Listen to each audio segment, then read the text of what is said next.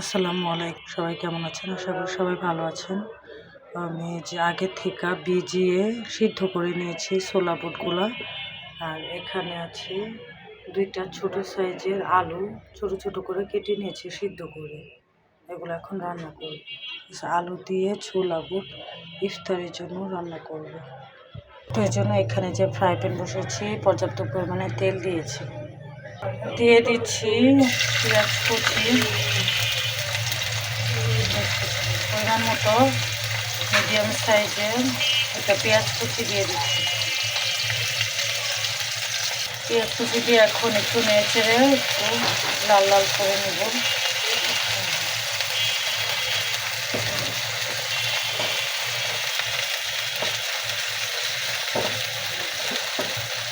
ইফতারের জন্য আলু দিয়ে ছোলা বুট রেসিপি, ছোলা রান্না।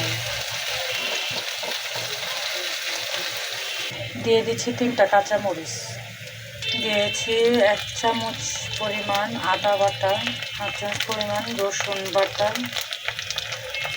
দিয়ে দিলাম একটা তেজপাতা, ছোট্ট একটা তেজপাতা দিয়ে এখন একটু নেড়ে চেড়ে মিশিয়ে নেব। পেঁয়াজের সাথে আদা রসুনগুলো একটু নেড়ে চেড়ে মিশিয়ে নেব। দিয়ে দিলাম সামান্য একটু পানি, যাতে লেগে না যায়, পোড়া না লাগে, এই জন্য দিয়ে দিলাম একটু সামান্য একটু পানি। আর দিয়ে দিচ্ছি জিরার গুঁড়া 1 চামচের মতো, হাফ চামচের সামান্য একটু বেশি।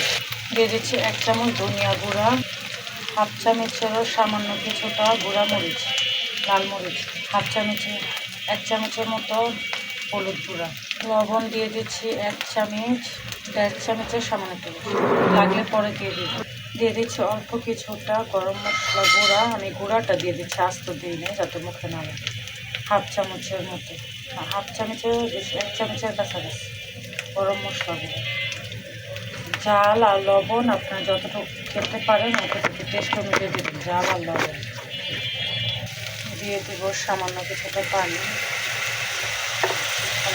দিয়ে দিলাম। এখন মশলাগুলো পানির সাথে এই ছোলা বুট সিদ্ধ এখানে অনেক বেশি করা হয়েছে, তো এর থেকে কম অর্ধেক আমি অর্ধেক পরিমাণে ছোলা বুট নিয়ে নেব রান্নার জন্য, বাকিটা রেখে দেবো কালকের জন্য। এই যে দিয়ে দিচ্ছি ছোলা বুটগুলো আস্তে আস্তে অল্প অল্প করে দিয়ে দেবো হাত দিয়ে। তো দিয়ে দিলাম সম্পূর্ণ ছোলা বুট। এখন এগুলো মিশিয়ে নেব, মশলাগুলোর সাথে ভালো করে মিশিয়ে নেব।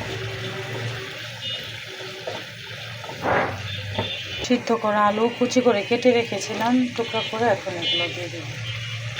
সাথে দিয়ে দিচ্ছি একটু লেবুর রস, অপশনাল, না দিলে চলবে, আমি দিয়ে দিচ্ছি।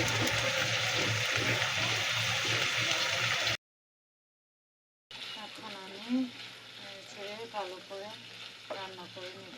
মশলা তো সব দিয়েছি, এখন আস্তে আস্তে নাড়িয়ে রান্না করে নেব। পরে আজকের রেসিপিটা যদি এই যে ছোলা বুট রান্নার রেসিপি, ঝাল লবণ যার যার পছন্দ অনুযায়ী দিয়ে নেবেন। আমি ঝাল কমের জন্য অল্প কিছু মরিচ দিয়েছি, আর লবণটা যেহেতু রোজা টেস্ট করা সম্ভব না, এ কারণে একটু অল্পই দিয়েছি, তাতে পরবর্তীতে এক্সট্রা খাওয়ার সময় দিয়ে নিতে অল্প কিছু দিয়েছি। আমার এই রেসিপিটা যদি ভালো লাগে প্লিজ আপনার বাসায় রান্না করেন, ট্রাই করবেন। আর আমার এই ইউটিউব চ্যানেল রেসিপিটা প্লিজ শেয়ার করে দেবেন ফ্রেন্ডস, ফ্যামিলি, আত্মীয়স্বজন সবাইকে।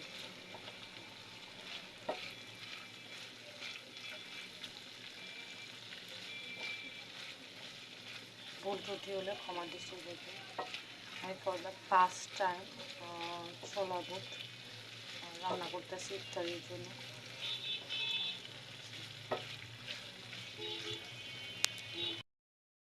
অল্প কিছু ধনিয়া পাতা কুচি। রেসিপিটা প্রায় রান্না কমপ্লিট, রান্না হয়ে গেছে। আসলে দেখতে দেখেন কতটা সুন্দর হয়েছে।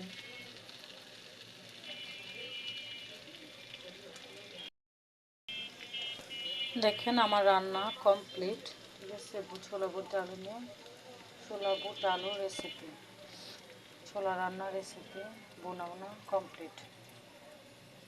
মাশাআল্লাহ দেখতে কত সুন্দর হয়েছে।